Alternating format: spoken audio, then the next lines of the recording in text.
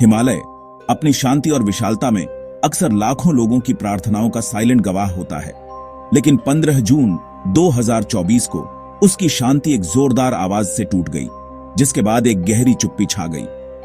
केदारनाथ की पवित्र ऊंचाइयों से श्रद्धालुओं को ले जा रहा एक हेलीकॉप्टर आसमान से नीचे गिर गया। उसकी आस्था की यात्रा एक भयानक ट्रेजेडी में बदल गई। यह कोई अलग घटना नहीं थी। इस खतरनाक जगह में किस्मत का सिर्फ एक खेल नहीं था, बल्कि यह सिस्टेमिक फेलियर की एक भयानक प्रिडिक्टेबल कहानी का चैप्टर था, जहां पवित्र तीर्थ यात्रा मार्ग अनएक्सेप्टेबल रिस्क का कॉरिडोर बन गया है।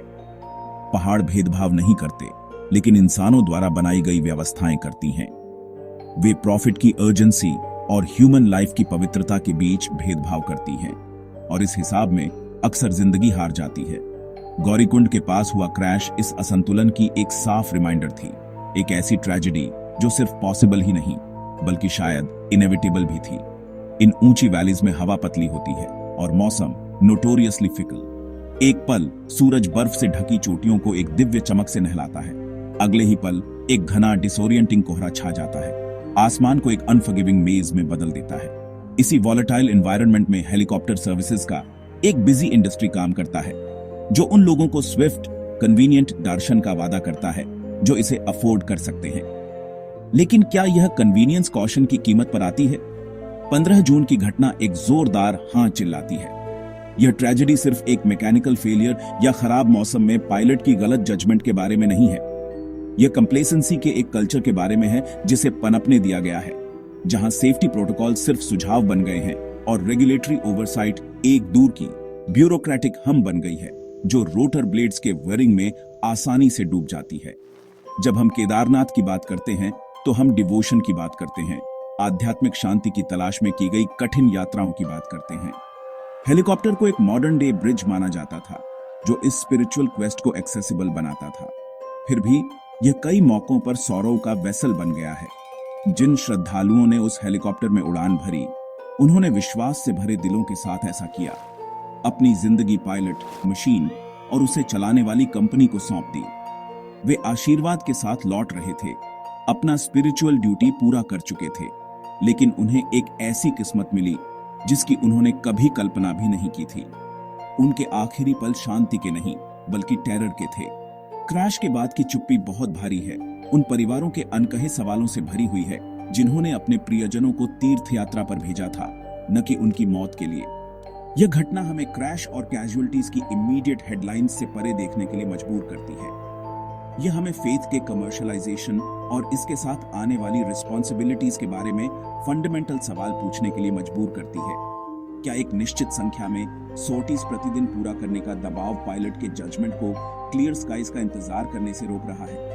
क्या हेलीकॉप्टर्स को इतनी मेटिकुलस केयर के साथ मेंटेन किया जा रहा है जितनी ऐसी डिमांडिंग फ्लाइंग कंडीशंस के लिए जरूरी है?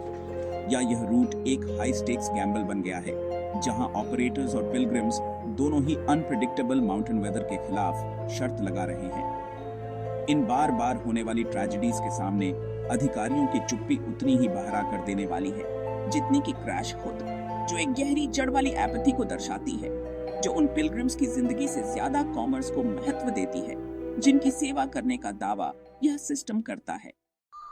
यह दिन बिजी 4 धाम यात्रा सीजन के किसी भी दूसरे दिन की तरह शुरू हुआ।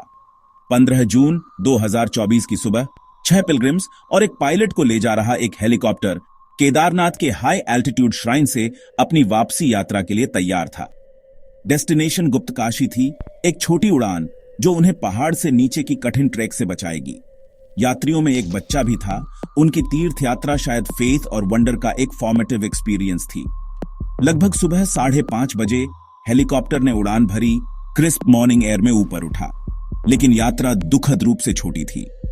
टेकोनफ के मिनटों बाद गौरीकुंड के घने जंगलों के पास कहीं विमान को प्रारंभिक रिपोर्टों ने प्रिडिक्टेबली खराब मौसम और खराब विजिबिलिटी बताया।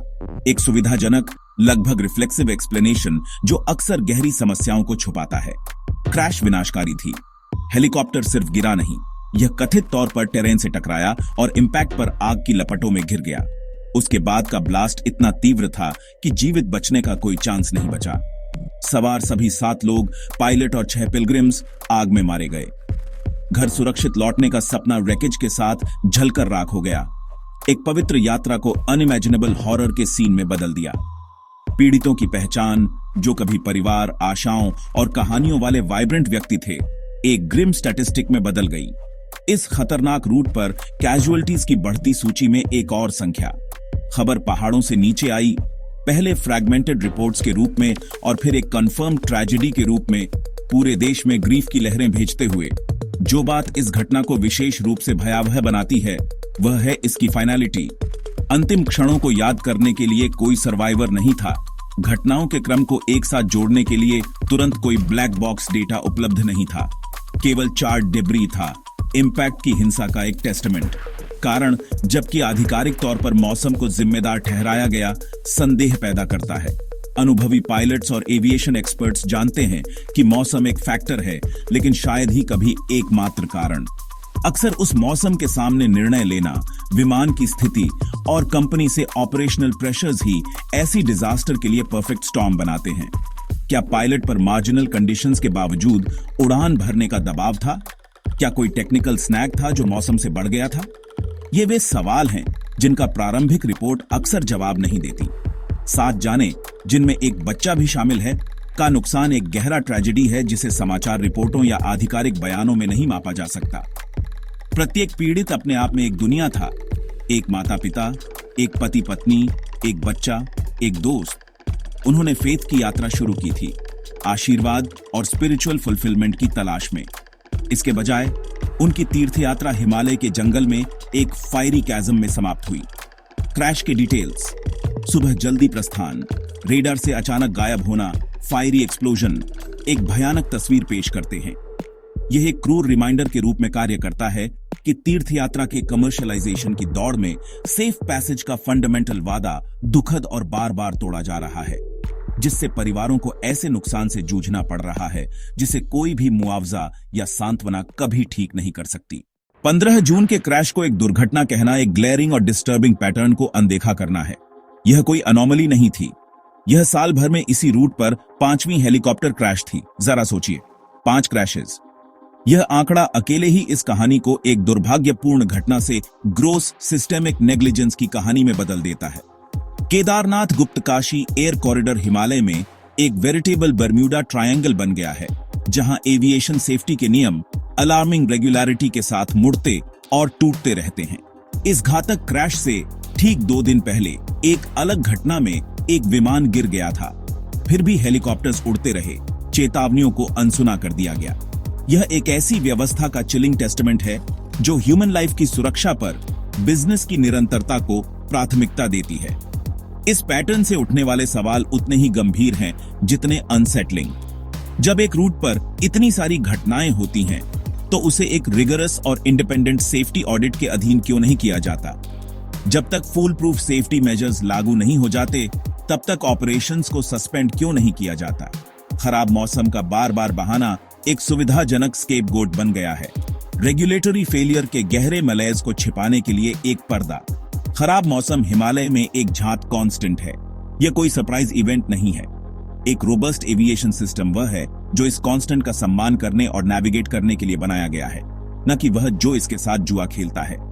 बार बार होने वाली क्रैशेस ये बताती हैं कि मौजूदा प्रोटोकॉल्स या तो इनएडिक्वेट हैं या प्रॉफिट की तलाश में ब्लेटेंट डिसरिगार्ड किए जा रहे हैं, जिसमें पायलट्स पर फ्लाइट कोटास को पूरा करने के लिए इमेंस प्रेशर हो सकता है। नेग्लिजेंस का यह पैटर्न नया नहीं है। वर्षों से एक्सपर्ट्स और एक्टिविस्ट्स ने इकोलॉजिकली सेंसिटिव और जियोग्राफिकली चैलेंजिंग 4 धाम क्षेत्र में हेलीकॉप्टर सर्विसेज के मशरूमिंग के बारे में रेड फ्लैग्स उठाए हैं।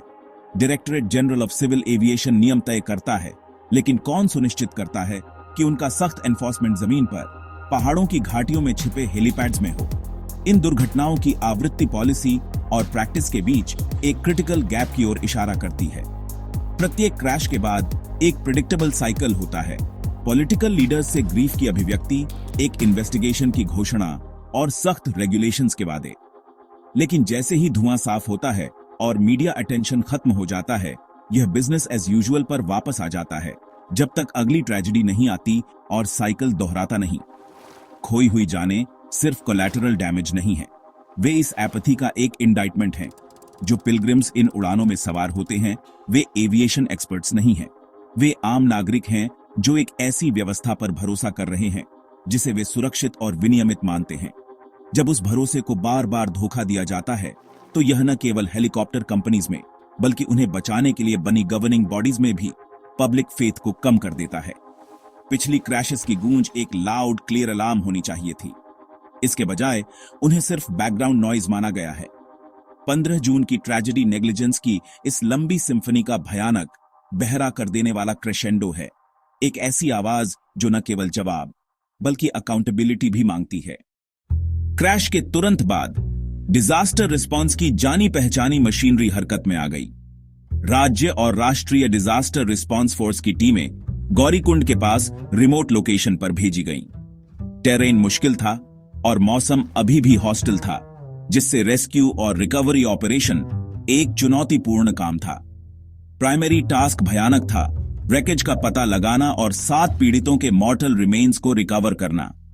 टेलीविजन स्क्रीन्स, आप जानते हैं, रेस्क्यू पर्सनल की इमेजेस से भरे हुए थे जो खड़ी फॉरेस्टेड स्लोप्स पर नेविगेट कर रहे थे, स्टेट एक्शन का एक विजुअल स्पेक्टिकल। लेकिन रेस्क्यू इस मामले में ईमानदारी से एक मिसनोमर था। बचाने के लिए कोई नहीं बचा था। ऑपरेशन रिकवरी का था, हेलीकॉप्टर के जले हुए अवशेषों से यात्रियों और पायलट के अवशेषों को रिट्रीव करने का एक सॉम्बर मिशन।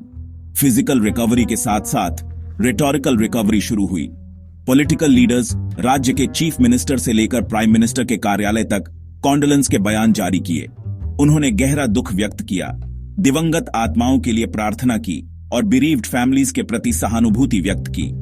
एक ऑफिशियल इंक्वायरी तुरंत आदेशित की गई, जो निश्चित रूप से किसी भी एयर क्रैश में एक स्टैंडर्ड प्रोसीजर है। त्रासदी के कारण की पूरी तरह से जांच करने और यह सुनिश्चित करने के लिए कि ऐसी घटनाएं भविष्य में न दोहराई जाएं, वादे किए गए। यह पब्लिक रिएश्योरेंस की वेल रिहर्स्ड स्क्रिप्ट है। फिर भी पीड़ितों के परिवारों और इन बार बार होने वाली डिजास्टर से थके हुए जनता के लिए ये शब्द तेजी से खोखले लग रहे हैं। वे एक्शन के प्रति कमिटमेंट से कम और पब्लिक एंगर को शांत करने के लिए एक अस्थायी बाल्म की तरह लगते हैं। महत्वपूर्ण सवाल यह है, यह नई जांच क्या अनकवर करेगी जो पिछली जांचों ने नहीं की? चौथी क्रैश के बाद क्या फाइंडिंग्स थे और क्या कॉन्क्रीट स्टेप्स उठाए गए? क्या किसी ऑपरेटर को पेनलाइज्ड या ग्राउंडेड किया गया? क्या फ्लाइट ऑपरेशन गाइडलाइंस बदली गई? पिछली इंक्वायरीज के आउटकम्स पर चुप्पी बहरा कर देने वाली है और ईमानदारी से सिनिसिज्म पैदा करती है। एक जांच जो ट्रांसपेरेंट फाइंडिंग्स और टेंजिबल एनफोर्स चेंजेस की ओर नहीं ले जाती, वह केवल एक ब्यूरोक्रेटिक एक्सरसाइज है, अंडरलाइंग प्रॉब्लम को हल करने के बजाय हेडलाइंस को मैनेज करने का एक तरीका। जनता को सच्चाई जानने का अधिकार है। खराब मौसम की एक सिंप्लीफाइड नैरेटिव नहीं, बल्कि किसी भी ह्यूमन एरर, मैकेनिकल फेलियर या कॉर्पोरेट नेग्लिजेंस का एक डिटेल्ड अकाउंट जिसने क्रैश में योगदान दिया। सरकार और प्रशासन अब एक क्रिटिकल जंक्चर पर खड़े हैं। उनकी प्रतिक्रिया केवल रेस्क्यू ऑपरेशंस और फॉर्मल इंक्वायरीज तक सीमित नहीं हो सकती। स्थिति पूरे क्षेत्र में हेलीकॉप्टर सर्विसेज के लिए सेफ्टी और रेगुलेटरी फ्रेमवर्क के ओवरहॉल की मांग करती है। इसमें सिर्फ नए गाइडलाइंस जारी करना ही शामिल नहीं है, इसमें मॉनिटरिंग और एनफोर्समेंट के लिए एक मैकेनिज्म बनाना जरूरी है जिसमें नॉन कंप्लायंस के लिए पेनल्टीज हों। सेफ्टी की रेटरिक को जमीन पर विजिबल एक्शन में बदलना जरूरी है। तब तक कंडोलेंस का हर आधिकारिक बयान पिछली फेलियर्स के अनकहे बोझ और लिंगरिंग पेनफुल सवाल को साथ लेकर चलेगा। सेफ्टी की रेटरिक वास्तविकता बनने से पहले कितनी और जाने जानी चाहिए। केदारनाथ के ऊपर का आसमान डिविनिटी और होप का क्षेत्र होना चाहिए जो पिलग्रिम्स की शांत प्रार्थनाओं से भरा हो। इसके बजाय यह चिंता से भरा एक स्थान बन गया है जहां रोटर ब्लेड्स की वर सुविधा और खतरे दोनों की आवाज है। यह ट्रेजेडी जिस इशू को उजागर करती है वह सेफ्टी के लिए अर्जेंट कॉल है। यह सिर्फ इस क्रैश के पीड़ितों से ही नहीं बल्कि पिछली सभी घटनाओं के संचित दुख से भी निकली पुकार है। यह एक ऐसे भविष्य की पुकार है जहां एक पवित्र स्थान की तीर्थ यात्रा के लिए उपयोग किए जाने वाले ट्रांसपोर्ट की सुरक्षा में फेथ की छलांग की आवश्यकता नहीं होती। आगे का रास्ता केवल अच्छे इरादों से नहीं बल्कि रेगुलेशन से बना होना चाहिए। मेजर्स और इन्वेस्टिगेशंस का समय खत्म हो गया है। एक प्रोएक्टिव कल्चर को इंस्टीट्यूशनलाइज किया जाना चाहिए। इसके लिए कई कॉन्क्रीट स्टेप्स की आवश्यकता है। सबसे पहले केदारनाथ जैसे रूट्स पर सभी गैर जरूरी हेलीकॉप्टर फ्लाइट्स को अस्थायी रूप से निलंबित किया जाना चाहिए, जब तक कि सभी ऑपरेटर्स, एयरक्राफ्ट और इंफ्रास्ट्रक्चर का एक कॉम्प्रिहेंसिव और इंडिपेंडेंट सेफ्टी ऑडिट पूरा नहीं हो जाता। यह ऑडिट केवल एक चेक नहीं होना चाहिए, बल्कि इसमें हेलीकॉप्टर्स का इंस्पेक्शन, लॉग्स की समीक्षा और ट्रेनिंग और प्रैक्टिसेस का असेसमेंट शामिल होना चाहिए, ताकि फटीग की जांच की जा सके। इसके अलावा डायनामिक सिस्टम्स को अनिवार्य किया जाना चाहिए, जिसमें फ्लाइट ऑपरेशंस के लिए स्पष्ट पैरामीटर्स हों। उड़ान भरने या न भरने का निर्णय पूरी तरह से पायलट पर निर्भर होना चाहिए, किसी भी प्रेशर से मुक्त और एक्यूरेट डेटा द्वारा समर्थित। और तो और अकाउंटेबिलिटी कठोर और ट्रांसपेरेंट होनी चाहिए। यदि जांच में किसी ऑपरेटर की ओर से नेग्लिजेंस का पता चलता है, तो परिणाम इतने सेवियर होने चाहिए कि वे एक डेटरेंट के रूप में काम करें, जिसमें उनके लाइसेंस का रिवोकेशन भी शामिल है। डीजीसीए को इन रिमोट ऑपरेशनल एरियाज में एक मजबूत, अधिक प्रेजेंस की आवश्यकता है, न केवल ऑफिसेज में। हेलीपैड्स, इक्विपमेंट और प्रोसीजर्स की नियमित स्पॉट चेक्स मानदंड बन जानी चाहिए। सभी इन्वेस्टिगेशंस के फाइंडिंग्स को पूरी तरह से पब्लिक किया जाना चाहिए, ताकि सीखे गए सबक को पूरे इंडस्ट्री में लागू किया जा सके और जनता यह देख सके कि न्याय मिल रहा है। सीक्रेसी केवल संदेह पैदा करती है और प्रैक्टिसेस को जारी रखने की अनुमति देती है। अंततः एक तीर्थ यात्रा की पवित्रता पिलग्रिम की सुरक्षा से जुड़ी है। कोई भी दर्शन ह्यूमन लाइफ के लायक नहीं है। सरकार और एविएशन अथॉरिटीज का नैतिक दायित्व है कि वे इन यात्राओं की सुरक्षा में विश्वास बहाल करें। यह टूरिज्म या एक्सेसिबिलिटी में बाधा डालने के बारे में नहीं है, यह सुनिश्चित करने के बारे में है कि यह एक्सेसिबिलिटी प्राइस पर न आए। हिमालय के ऊपर का आसमान फेथ और सेफ्टी दोनों के सह अस्तित्व के लिए काफी विशाल है। 15 जून के क्रैश के पीड़ितों और उससे पहले की सभी क्रैशेस से अनसुनी पुकार एक साधारण है, आसमान को सुरक्षित बनाओ। यह एक प्रार्थना है जिसका जीवित लोगों का अब निर्णायक, अटूट कार्रवाई के साथ जवाब देने का गंभीर कर्तव्य है।